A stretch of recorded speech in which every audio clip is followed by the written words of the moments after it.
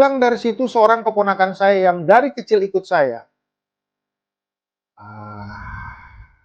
almarhum Udin, meninggal dunia. Kemudian dokter mengindikasi bahwa ini adalah kanker, kanker paru-paru. Setelah 2 tahun saya di Subang, jadi Ariko datang dengan istrinya Susan, kemudian meminta saya untuk kembali turun gunung.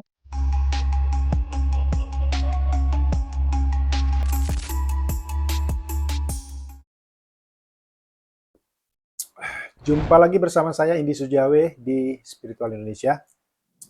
Kali ini saya akan membahas, ini kayaknya mungkin bahasan yang buat saya secara pribadi ya sangat pribadi bahasannya. Tapi saya ingin berbagi tentang kepribadian bahasan ini ya, untuk bisa mungkin sebagai data tambahan buat teman-teman atau mungkin buat ya sekedar share pengalaman lah ya. Walaupun pertanyaan sederhana tapi ini cukup menohok, cukup membuat saya tercenung sebentar, kemudian saya memutuskan untuk ya saya akan membuka diri dan akan menjawab ini. Ini sebetulnya pertanyaan dari keponakan saya, Al Fahri dari Jakarta Utara, Tanjung Priok. Ya, hore katanya. Om Indi turun gunung lagi. Bener Om. Ya, mungkin dia sudah melihat aktivitas saya di channel YouTube Spiritual Indonesia dan kemudian saya sudah mulai banyak beraktivitas di grup-grup Telegram, di grup WA, di grup-grup di Facebook juga, termasuk di halaman akun pribadi saya di Facebook. Jadi pertanyaan memang sederhana sih, seperti tadi yang saya bilang, ya, Om Indi turun gunung lagi, bener Om? Ya, ya. Alfari keponakan saya Om turun gunung lagi. Jadi pertanyaan saya turun gunung lagi itu sebetulnya lebih kepada kenapa Om kok turun gunung lagi? Ya. Ada turun gunung, sebelum saya menjelaskan apa maksudnya, saya pasti dong ada kaitannya dengan saya kenapa naik gunung. Naik gunung itu sebetulnya hanya idiom ya, hanya analogi saja. Buat orang-orang yang laku spiritual, yang ingin mengasingkan diri, menjauhi keramaian, kemudian orang dulu itu naik ke gunung, mengasingkan diri, atau masuk ke dalam gua, ya itu disebutnya naik gunung. Naik gunung. Uh, menyepi, menjauhkan diri dari keramaian, ya. Kemudian sekarang saya turun gunung lagi, kembali ke keramaian. Jadi kalau saya ambil analogi dari Isra Mi'raj, mungkin saya kemarin itu beberapa tahun yang lalu saya Isra, ya, hanya sesekali saya melihat Facebook atau mungkin lebih aktivitas saya itu lebih banyak di WA, di Telegram, ya. Dan sekarang saya sudah beraktivitas bahkan membuat channel YouTube di Spiritual Indonesia. Dulu, ini saya flashback ke belakang. Ketika saya masih di Bekasi sekitar 5 tahun yang lalu, sebelum saya memutuskan untuk ke Subang. Kebetulan saya terkena batuk erjan berkepanjangan. Dan terakhir saya ikut sarasehan di Spiritual Indonesia itu, seingat saya pada waktu itu kita ada acara di Sukabumi, di bagian selatan. Sukabumi Selatan itu kalau nggak salah itu Prof ini kebetulan Profesor Hendra juga ada di depan saya ya. Apa namanya? Melihat saya ngetik video. Waktu itu kita di daerah pantai apa namanya dulu? Ciletuh ya. Ciletuh. Ciletuh nggak apa-apa, biarin. Pelabuhan Ratu. Pelabuhan Ratu. Nah, waktu itu terakhir saya ngumpul, seingat saya, dan itu kalau nggak salah sekitar 7-8 tahun yang lalu lah. Dan itu juga saya mungkin teman-teman di spiritual Indonesia juga udah tahu, saya pada waktu itu batuk kerjaan berkepanjangan, batuk-batuk ya. Itu sebetulnya sudah masuk, eh, saya sudah tahu saya sakit sudah kira-kira sekitar melanda penyakit itu sudah sekitar setahun kalau nggak salah, itu sudah setahun saya melanda. Awalnya saya mengira itu adalah TB paru, tuberkulus paru-paru atau tuberkulosis ya, yang menyerang paru-paru saya. Jadi suatu semacam sakit yang menyerang berupa virus yang menyerang paru-paru saya. Awalnya seperti itu. Kemudian saya memutuskan untuk cek dokter, cek secara medis. Di sana kemudian saya diminta untuk periksa lendir yang keluar dari batuk saya. Sempat juga saya batuk berdarah, mengeluarkan darah. Nah, kemudian setelah dicek, ternyata tidak ada tidak terdiagnosa atau tidak terdeteksi adanya virus TB. Tidak terdeteksi. Nah, kemudian dokter menyarankan saya untuk pergi ke rumah sakit di Priuk. Itu rumah sakit besar apa? Di Priuk? Di Koja, tepatnya di Koja. Saya cek secara umum dulu, kembali saya cek lendir paru-paru dan tidak terdeteksi adanya virus TB. Kemudian saya dirujuk dari dokter umum ke dokter spesialis. Kalau nggak salah waktu itu seingat saya dokter Petru atau Patru lah, begitulah. Saya lupa. Tapi seingat saya kira-kira namanya semacam itu. Di ronsen, di foto di ronsen, dan bukan flek, tapi yang saya lihat itu semacam kayak ada semacam kayak ada pulau sebesar begini, sebesar ibu jari jempol inilah, seginilah kira-kira sebesar kuku jempol, di paru-paru, di bagian paru-paru sebelah kiri saya. Kemudian dokter mengindikasi bahwa ini adalah kanker paru-paru. Saya lupa nama kankernya apa. Saya banyak lupa sekarang, mungkin karena penyakit itu juga tadi.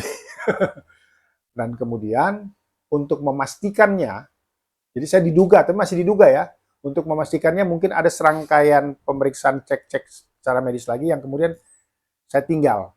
Tapi saya sempat memang pada waktu itu dirawat sekitar hampir 1 minggu. Itu saya tinggal, kemudian saya saya tidak mau dicek, saya di rumah, kemudian saya merenung. Saya merasakan, feeling saya bahwa saya tidak akan mati karena penyakit ini. Dan ketika itu terjadilah, makanya kesehatan saya pun menurun, dan itu pun saya masih ikut acara kumpul-kumpul Sarasian Spiritual Indonesia di Ciletuh kalau nggak salah tahun 2018 kalau nggak salah itu, atau 2017, 2018 lah, 2018 ya. Nah, itu masih saya ikut. Nah, pulang dari situ seorang keponakan saya yang dari kecil ikut saya, almarhum Udin, meninggal dunia.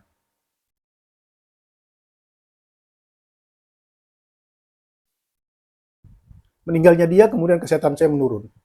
Menurun drastis.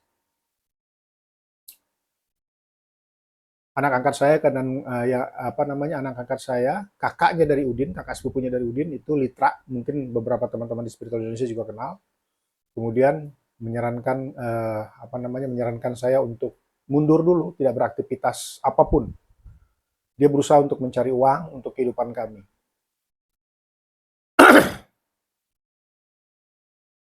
Pada waktu itu memang saya sudah tidak terlalu peduli dengan diagnosa dokter. Apakah saya memang benar-benar, hanya kan diindikasi ya, terindikasi dalam diagnosa tersebut bahwa saya mengidap kanker paru-paru. Dan saya tidak mau tahu, nggak mau peduli tentang itu. Walaupun masih stadium awal katanya. Disitulah kemudian saya sudah tidak lagi produktif dan kami hidup dengan bagaimana saja, dan saya menjauhkan diri dari keramaian. Itulah saya naik gunungnya.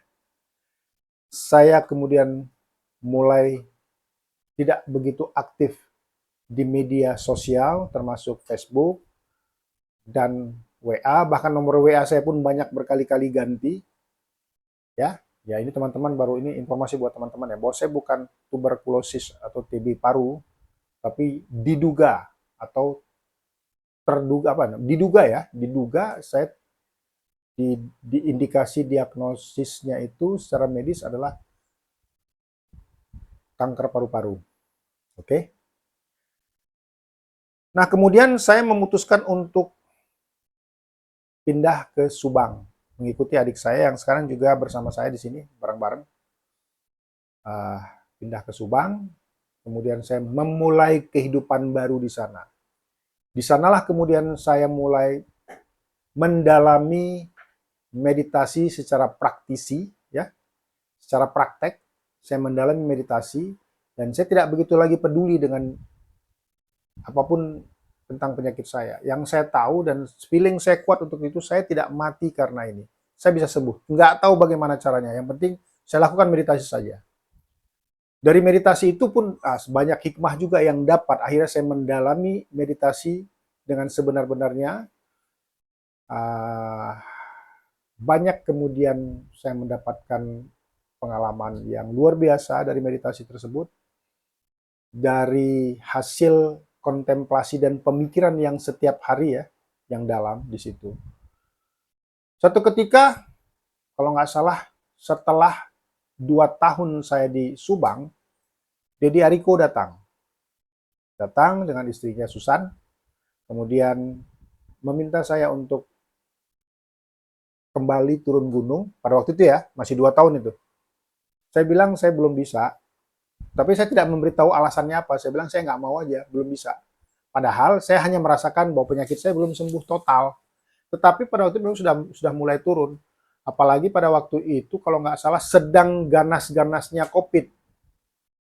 Saya sempat juga kena COVID itu 2 kali. Sempat saya kena COVID 2 kali. Oke ya, tapi sembuh dan penyakit paru-paru saya juga sudah mulai mereda. Saya mulai terbiasa lagi merokok.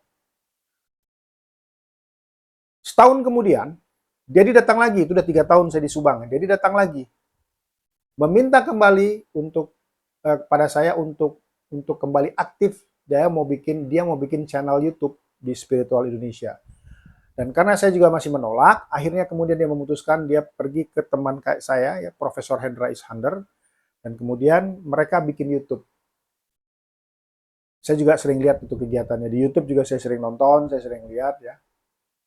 Tapi saya belum bisa untuk memberikan kontribusi ke arah situ karena memang penyakit saya luar biasa. Yang saya alami memang luar biasa. Luar biasa, termasuk juga begitu banyak persoalan yang mengganggu secara psikologis ya, dengan meninggalnya Udin, kemudian dengan perginya Litra. Dia pergi meninggalkan saya karena dia ingin hidup sendiri. Itu juga secara psikologi, secara psikis ya, mengganggu saya. Itu mungkin yang memperlambat kesembuhan saya. Mungkin ya, saya juga kurang tahu. Saya nggak gitu peduli lah. Tetap saya melakukan meditasi hingga suatu ketika saya benar-benar merasa saya sudah oke, walaupun masih batuk-batuk kerjaan, tapi is oke lah. Badan saya pun sudah mulai gemuk lagi, kulit saya sudah mulai cerah lagi, wajah saya juga sudah mulai bercerah lagi. Ya. Saya sudah enak tertawa, tidak lagi batuk-batuk, walaupun mungkin kalau kebanyakan rokok juga ya kena juga batuknya.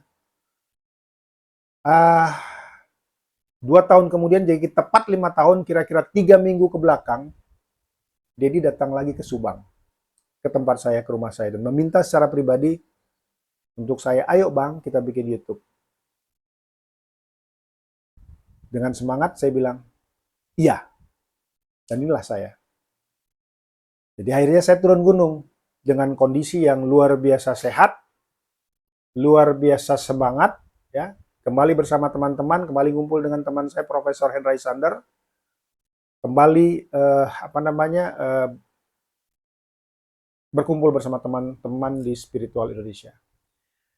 Demikian teman-teman, saya sudah turun gunung lagi dan nanti tanggal 31 Agustus, berarti sekitar 6 hari lagi ya. 30 Agustus ya, kata Profesor Hendra tinggal 30 Agustus, jadi berarti hari Jumat. Itu ada acara kita ngumpul-ngumpul di rumahnya Mas Leo, di Candi apa? Candi Bocok, Pondok Cabe, apa ngomong aja. Candi Pondok Cabe, tempat kita markas besar Spiritual Indonesia, seluruh Indonesia. Jadi siapapun teman-teman silahkan datang, kita bisa ngobrol-ngobrol lagi seperti dulu, bercanda lagi seperti dulu ya. Ngopi, nyusu, sekarang saya lebih banyak nyusunya ya daripada ngopinya sekarang. Ya untuk kesehatan juga lah umur segini. Kita lihat juga Profesor Hendra juga kesehatan sudah semakin bagus ya, walaupun kemarin dia juga sudah banyak cerita di YouTube tentang kesehatannya, penyakit yang dideritanya, dan kesehatannya semakin oke, luar biasa. Dan saya lihat juga sekarang sudah semangat lagi, sudah berdaging lagi ya. Tadi malam kita terakhir ketemu dan sekarang ada di depan saya. Oke teman-teman, terima kasih. Sampai ketemu nanti di acara selanjutnya, di segmen selanjutnya ya. Di episode selanjutnya dengan bahasan-bahasan masih seputar meditasi dan suwung ya. Jangan lupa yang baru melihat di YouTube ini untuk subscribe, like, and komentar di bawah ya. Nanti boleh juga bertanya tentang seputar spiritual, meditasi, tentang suwung, nanti di kolom komentar di bawah.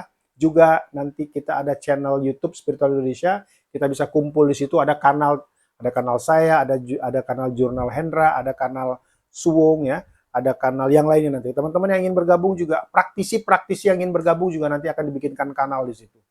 Dan akan kita bikinkan acara podcast bersama teman-teman yang lain, karena memang channel ini dibikin untuk kita juga. Oke, sampai ketemu. Terima kasih.